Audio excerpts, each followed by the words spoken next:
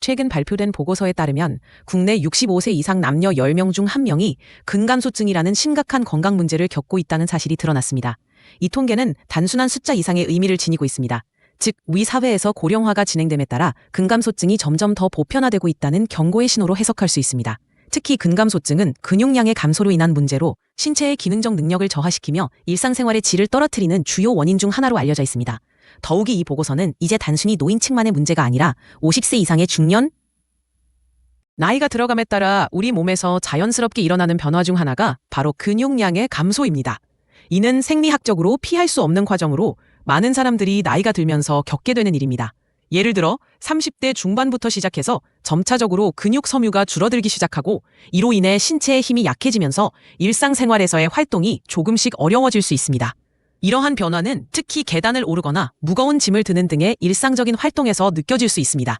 하지만 이러한 자연스러운 변화가 만약 일상생활의 기능 저하로 이어진다면 우리는 질병관리청이 발표한 2024년 국민건강영양조사에 따르면 65세 이상의 근감소증 유병률이 무려 9.4%라는 충격적인 수치가 확인되었습니다.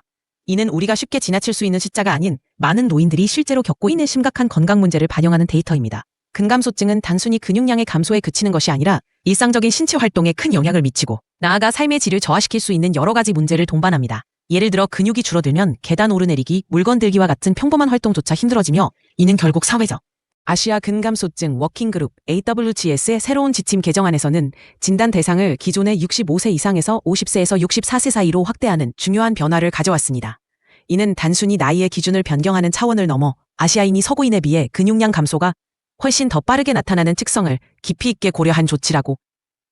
예를 들어 연구에 따르면 아시아인들은 노화와 함께 근육량이 감소하는 속도가 더 빨라 같은 나이의 서구인들보다 더 많은 근육 손실을 경험하게 됩니다. 이런 이유로 조기 진단과 관리의 중요성이 더욱 강조되고 이번 개정안에서 가장 눈에 띄는 변화는 근감소증 진단 기준이 이전보다 훨씬 더 간단해졌다는 점입니다.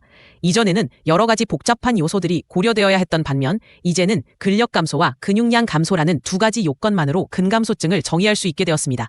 이러한 변화는 진단의 효율성을 크게 개선할 것으로 기대됩니다. 특히 남성과 여성 각각에 대한 악력 기준이 명확히 설정됨으로써 이 기준에 미달하는 경우에는 조기에 진단을 받을 수 있게 되었습니다. 예를 들어 남성의 경우 특정 악력 이하로 떨어지면 근감소증의 위험이 높다고 판단할 여러분, 근감소증, 즉 근육량의 감소는 우리가 나이가 들수록 점점 더 신경 써야 하는 중요한 건강 문제 중 하나입니다. 특히 이 질환은 단순히 힘이 약해지는 것에 그치지 않고 일상생활의 질을 저하시키고 심지어는 여러 가지 합병증을 유발할 수도 있습니다. 그래서 예방이 가장 중요하다고 말씀드리고 싶습니다. 여기서 여러분께 소개하고 싶은 방법은 일본 도쿄대학교에서 개발한 매우 유용한 핑거링 테스트입니다. 이 테스트는 자신의 근감소증 위험도를 간단하게 확인할 수 있는 방법으로 특별한 기구나 복잡한 절차 없이 손쉽게 할 수. 근감소증의 초기 증상은 사실 우리가 일상적으로 경험하는 여러 가지 신체적 변화와 매우 유사하기 때문에 쉽게 간과할 수 있습니다. 예를 들어 가벼운 힘이 빠진 느낌이나 일상적인 활동을 수행할 때 이전보다 더 많은 노력이 필요하다고 느끼는 경우가 많습니다. 이러한 변화는 나이가 들면서 자연스럽게 나타나는 현상으로 여겨지기 쉬운데 실상 근감소증의 초기 신호일 수 있습니다. 따라서 이런 미세한 증상들을 무시하지 않고 조기에 발견하고 관리하는 것이 매우 중요합니다. 이를 위해서는 정기적으로 의료진과 상담하여 자신의 상태를 점검하는 그렇다면 오늘부터 여러분은 자신의 근육 상태를 체크해보는 시간을 가져보는 것이 좋습니다.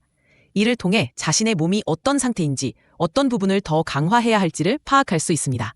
특히 필수 아미노산이 풍부한 단백질 섭취는 여러분의 근육 성장과 회복에 매우 중요한 요소입니다. 예를 들어 닭가슴살이나 생선, 콩류 같은 음식들은 단백질이 매우 풍부해서 근육을 키우는 데 큰 도움이 됩니다. 이와 더불어 근력 운동도 병행하는 것이 필수적입니다. 예를 들어 헬스장에서 바벨을 들어 올리거나 집에서 맨몸 운동인 푸시업이나 스쿼트를. 그렇다면 오늘부터 여러분 자신의 근육 상태를 체크해보는 것을 시작해보세요. 근육의 상태를 점검하는 것은 여러분의 건강과 운동 목표를 달성하는 데 매우 중요한 첫걸음입니다.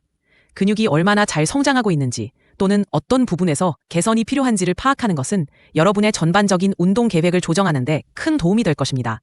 예를 들어 체중을 재거나 특정 부위의 근육 둘레를 측정해보는 것도 좋은 방법입니다.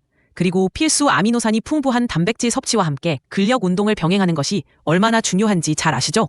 단백질은 그렇다면 오늘부터 여러분의 근육 상태를 체크해보는 습관을 시작해보는 것이 어떨까요? 매일 아침 거울 앞에서 자신의 몸을 살펴보면서 변화가 생기는지를 확인하는 것만으로도 큰 도움이 될 수 있습니다. 또한 체중이나 체지방률, 근육량을 주기적으로 기록하는 것도 좋은 방법입니다. 이렇게 자신의 몸을 정확히 이해하고 관리하는 것이 건강한 삶을 위한 첫걸음이 될 것입니다. 그리고 필수 아미노산이 풍부한 단백질 섭취는 근육을 키우고 유지하는 데 있어 매우 중요한 요소입니다. 예를 들어 닭가슴살, 계란, 콩류와 같은 단백질 식품을 적극적으로 분리해. 그렇다면 오늘부터 여러분 자신의 근육 상태를 체크해보는 것이 어떨까요? 자신이 얼마나 근육량이 늘어났는지 혹은 감소했는지를 주기적으로 확인하는 것은 매우 중요한 일입니다. 이를 통해 자신의 신체 변화를 명확히 인식하고 필요에 따라 운동 계획이나 식단을 조정할 수 있습니다. 또한 근육 상태를 체크하는 것은 단순히 외적인 변화뿐만 아니라 전반적인 건강 상태를 이해하는 데도 큰 도움이 됩니다. 그리고 필수 아미노산이 풍부한 단백질 섭취는 여러분의 근육을 강화하는 데 필수적입니다. 예를 들어 닭가슴살, 고등어, 두부와 같은. 그렇다면 이제부터 여러분 자신의 근육 상태를 주의 깊게 체크해보는 시간을 가져보세요. 여러분의 몸은 정말 소중한 자산이니까요. 우리가 살아가면서 가장 기본적이고 중요한 자원 중 하나가 바로 우리의 신체입니다. 그래서 자신의 몸 상태를 잘 살피고 관리하는 것이 매우 중요하죠. 특히 근육을 건강하게 유지하기 위해서는 필수 아미노산이 풍부하게 포함된 단백질을 충분히 섭취하는 것이 매우 중요합니다. 단백질은 우리 몸의 근육을 구성하는 기본적인 요소로 근육의 성장과 회복에 큰 역할을 하죠. 예를 들어 운동 후에 근육이 피로해지고